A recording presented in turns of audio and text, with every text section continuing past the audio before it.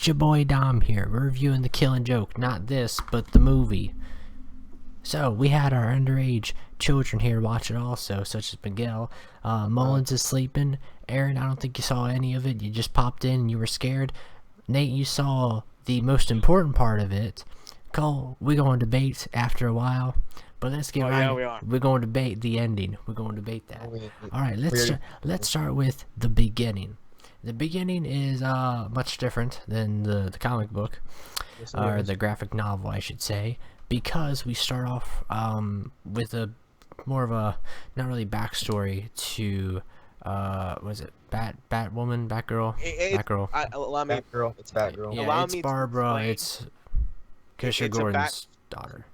Shoot, Cole. It's a backstory to why Barbara finally left the cowl of Batgirl, which was never really explained that well in the comics. It was explained perfectly through the movie, and I gotta say, I really enjoyed that guy with the Aussie accent, or the British accent. He was great. So, so for anybody who's a feminist right now, you're gonna need to calm down, stop getting triggered, because the way they interpreted Batgirl, Barbara Gordon, whatever you want to call her, Oracle, was phenomenal. She was in control of the men in her life. I mean, she's straight up Batman. And if you don't know what that is, we'll tell you when you're older. Anyways, onto the Aaron knows. Anyways, straight up, that happened in the movie. The movie was rated R, by the way. Just want you all to know that. And it needed to be to get its point across with the psychological, just everything about this movie needed to be rated R, because you would take away from The Killing Joke. And another thing, Mark Hamill. Before we even get into the Joker, there's a good backstory with Barbara Gordon as Batgirl, and how she is starting to get into a relationship with the people that she's hunting, but also Batman, and then she needs to step away from that and stop what she's doing. And then they start slowly transitioning into the actual Killing Joke beginning, where we have the Joker and Batman, or who we think the Joker is, in Arkham Asylum. Batman's gonna sit down and talk to him and say, hey, it's either gonna be you or me. Somebody's gonna die. I don't want it to be anybody. Let's just be cool, and I want to talk things out. Plot twist, spoiler alert. I don't know why you're watching this if you don't want spoiler alerts. It wasn't the Joker, it was some guy dressed up. Batman beats the crap out of him, and he's like, where is he? Pretty good interpretations. And then we go straight into the Killing Joke, and Barbara Gordon having, daddy-daughter night with Commissioner Gordon, and bang, he actually sticks it right up against her hip, and bang, everything. One thing I never understood, the realism of it. It's comics, but still. Yeah, there was a lot of there was even exploding hands. There was a lot of gore. So. Yeah, this. If you are very, very freaked out by blood, this is not your movie. But amazing Batman film. I would say it's definitely one of the better ones. Not just the animated ones, but even if you took all of the movies together. I'm a big Heath Ledger fan right there. Actually, I'm a big Joker fan in general. I mean, show off. I actually got show off. Wait, I got more. I got tons of Joker stuff. We need to. I got a Joker collection. I actually have a Joker mask somewheres. You need to do an entire video about your Joker collection. Yeah. So, not saying I have a Joker problem, but you do. I got a Joker problem. Anyways, let's get right into the bread and butter of it. Barbara Gordon, Batgirl, formerly known as Batgirl, just got shot. All right. Boom. Joker comes in, beats the crap out of Commissioner Gordon, holds him hostage, and before this, he actually bought a carnival, right? Yeah. during the movie, there's also flashbacks of why the Joker turned evil, which I think is a pinnacle point, because it's even in the comics too, but it's pinnacle because it tells us a bit about the Joker leading up to the point of him becoming the Joker, taking the mantle of the Red Hood, how he was forced to do bad things because he needed to make money because he was a failed comedian, and he had a wife and son on the way. Only the wife died, if you caught that, by the way. So I'm not saying we might get Son of the Joker, but we might get Son of the Joker. I'm kidding. Anyways, let's get right in here. Cole, you there? Nope. Cool. Anyways, I'm gonna say this now. The Joker died, so don't let him tell you he didn't. Anyways, stop. It didn't. It didn't. He didn't. He did. Joker died. That is my interpretation. But let's get right into it. If you don't know the story, the Killing Joke goes like this, and the movie will go like this also. Once Barbara Gordon gets shot, the Joker strips her, takes pictures of her, and then will proceed to psychologically destroy Commissioner Gordon by having him go through a carnival ride butt naked with a bunch of little midgets and bigger ladies, werewolf looking thing, really skinny, anorexic looking tall dude, Slenderman looking, very, very creepy, very awkward. They have him reenact a court scene where he has to uphold the law against Batman, and then as he's going through the tunnel, Joker singing, and then it transitions and we got Barbara Gordon, who has just been shot, all of her pictures, and he's like going through a psychological meltdown, which, I mean, can you really blame him, because he just gone through something very traumatic in his life. So with that, we're gonna go right in here. Cole, we've gotten up to the point where Batman has just rescued, or Batman has just talked to Barbara Gordon in the hospital, right? She's in the hospital. We found out she's completely paralyzed. She done for. Like, she's she's out of luck. And not this. She's not that dead, but she's out of luck. She's like, hey, my daddy, they got him. Batman's like, where is he? And he goes on a hunt. He finds prostitutes, finds all these people. In the end, he does find his way to the Joker because there's a bat signal, so the Joker kind of invites him there. Thank you, Harvey. Yep, Harvey. He gets the invitation to the ride. He goes there. He rescues Commissioner Gordon. He killed someone in the movie, alright? So if he killed someone in the movie, and that was a fact, alright? He grabbed the little midget dude when he was fighting in... No, technically, he didn't grab anything. They kind of fell in. Alright, we'll get to that.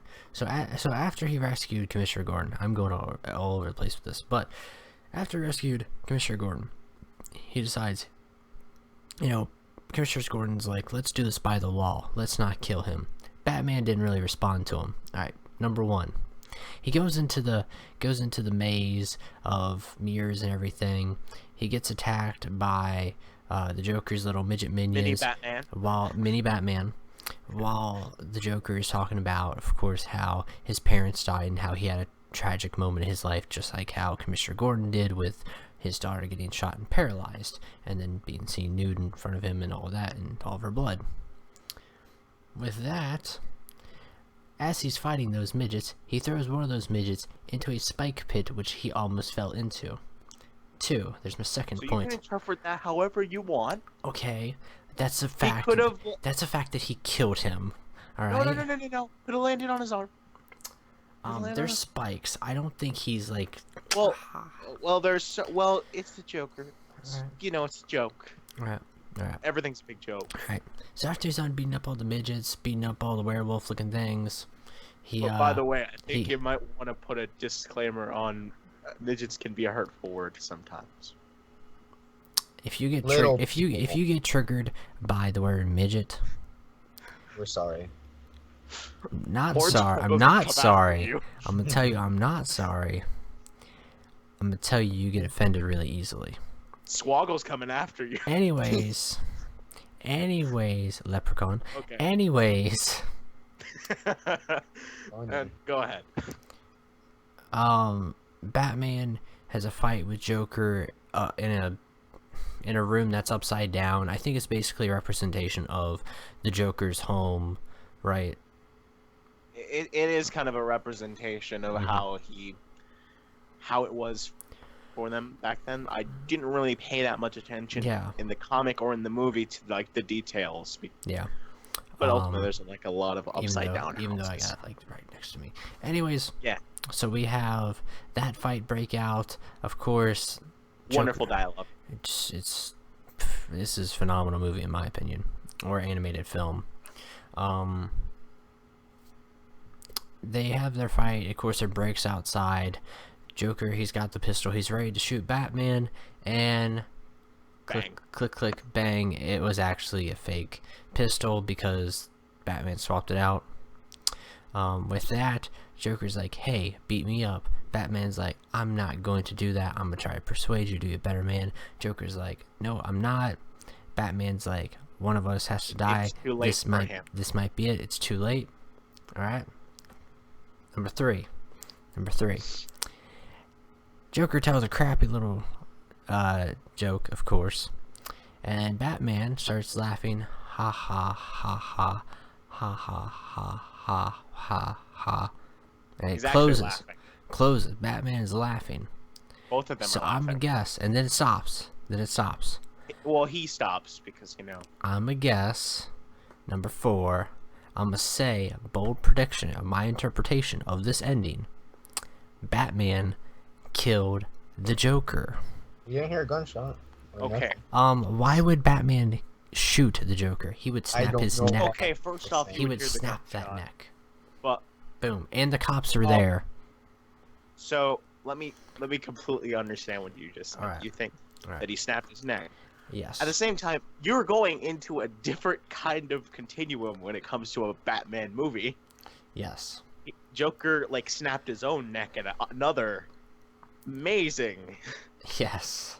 Amazing film. You gotta think though, this movie isn't the same movie as Suicide Squad, which isn't the same movie as The Dark Knight Returns, which isn't the same movie as The Red Hood, The Son of Batman, it's its own story, and I love it like that because Mark Hamill and Kevin Conroy. Yes, but I think that's the key part. Is it leaves it up to your own interpretation. I'm gonna say he killed him. Cole might say he just took him captive and brought him back to Arkham Asylum. Shoot. I'm the peaceful. You're the peaceful one. I'm the realistic. I'm the realistic one in this scenario. No, you're not real. This isn't realistic. There's nothing realistic about Batman. There's nothing realistic about the entire thing, by the way. There's nothing. I'm pretty sure somebody would have shot him by now. Yeah, especially since the person who is interpreted as James Gordon Jr., who you will soon later see in a Batman lineup. Yes, we have not seen him yet. Anyways, actually, we've seen him in one movie. You've seen him in one movie. Yes. I hope he has his own movie. The Heath Ledger movie too. And another thing that really means something is that character goes on to have an epic fight when it comes to not Bruce Wayne, but to something else. But I won't completely go on this topic. But I myself believe that the ending interprets that he goes to prison, rather than snapping his neck. But he will go out again. He will escape again. Yeah. Anyways, the movie actually ends after this little scenario. The movie actually ends with Oracle arriving as Oracle in her wheelchair, and she's just doing Oracle things, hacking, stuff like that. She's a very necessary part of every DC hero in today's continuity. Yeah. Technically, the Killing Joke is not canon anymore. I'ma say it's not. No. I've heard other That's stories. what they say. I mean, everything's canon to me. Deadpool kills everybody. Anyways, aside from that, gotta get my Deadpool reference in there. Anyways, I'm gonna say if you haven't watched the movie, watch it. I'm actually gonna give it a perfect. I'm gonna give it a perfect 10. I don't think there's anything they did bad about this because it seemed really good. With, they really protected the whole feminist scene, which could have became a real big problem in like the how Killing it Joke. did when, Like remember, when it happened with this, when it happened in real life, it was a big problem. I remember like it was like an issue of Batgirl. They decided to do something like that with the whole lipstick painting on and people flipped. Yeah. They protected that real well because I don't see too much problem with that right now. Other things, I'm trying to think. The movie is really great. The storyline's perfect. And the ending, I think the best part is the ending because it leaves it up for interpretation of what type of Batman has Batman become because he was so close to Barbara Gordon. You know, even that certain scene in the movie, right under the gargoyle. But what would you guys rate it? Poor gargoyle. What would you guys give it? I would give it a perfect 10 like you did. Wait. In classic channel tone, I'm going to give it 10 British accents. I thought you said they were Aussie accents. It's like the guy who was playing the voice of the bald guy, who was like the secondary. Yeah. It was like Aussie, but at the same time he was trying to be British. It was weird. Faber, you there? Faber, what would you give the movie? I know you're only here for like half of it, but you were here for I wasn't here for the beginning half, and then I caught the ending. Yeah, you were here for the most important parts, in my opinion. What would you give the real? That's the real Killing Joke. Anything before that is just them saying, "Hey, this is our interpretation of why this Killing Joke is happening in this continuity." So, yeah. What would you give it? I mean, you can give anything you want. I'm not. Perfect 10. Perfect 10. I loved it. Yeah. I'm gonna say definitely. Like I said, go watch it if you haven't. It's great. Get the comic book. Artwork is amazing. Get the comic book. I'm gonna say that if you have not gotten the comic book, get it. It's not for everybody though. I'm gonna tell you that. If you get offended real easily, run away. Run away. Like run away. Run away from Batman right now. Yeah. Aside from that, it's pretty good. And we wish you all. Oh, shoot. Bang. So I just want to go ahead and say something because you and me are both loyal DC fans. I would say Batman. So, what do you think is going to be the next Batman movie when it comes to the comic one? If I was doing this, Suicide Squad #1.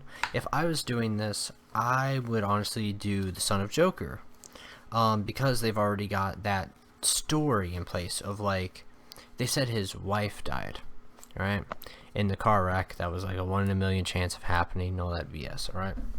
However, they didn't say anything about the son, which meant that the son could have happened to be born early or something like that, which would be great because then you could actually do the thing of, hey, the Joker's still alive, because then that'd be cool. I myself want the widening gyre, which it was a thing by Kevin Smith.